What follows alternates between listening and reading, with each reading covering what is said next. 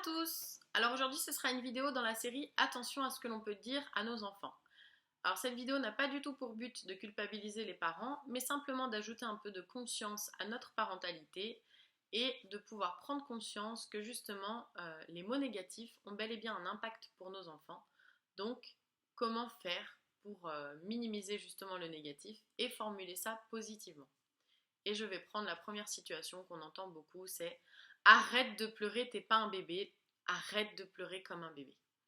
En général, quand le parent dit ça, c'est qu'il en a assez de voir son enfant pleurer. Il est fatigué, touché, impacté et il voudrait que ça cesse. Seulement, ça n'aide pas l'enfant. Au contraire, c'est un peu négatif.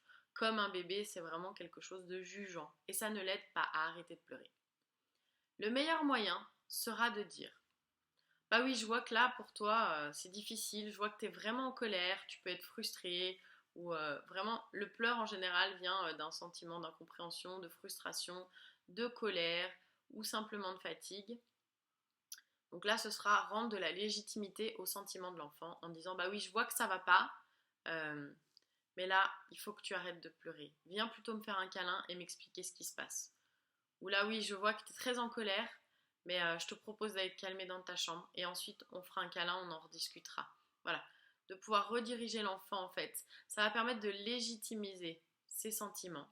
Il va se sentir entendu, écouté et lui permettre une action pour pouvoir se sortir de là parce que pleurer n'est pas la meilleure attitude appropriée pour trouver une solution.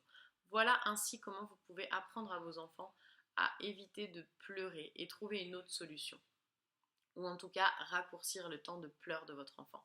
Sachez que les pleurs, c'est une bonne chose. C'est le seul moyen qu'a trouvé votre enfant pour vous dire qu'il y a quelque chose qui ne va pas. Sachez l'entendre, sachez le comprendre. Et pour le comprendre, eh bien, il faut accepter qu'on ne doit pas l'arrêter point barre.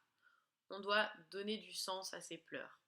Et pour cela, permettre à l'enfant de se calmer et ensuite en rediscuter. Ensuite, calmer l'enfant, reconnecter avec un câlin et trouver une meilleure solution. L'enfant s'arrêtera beaucoup plus vite. Donc je vous invite à essayer, je vous invite à tester. Vous pouvez mettre vos situations en commentaire, avec plaisir, je vous répondrai.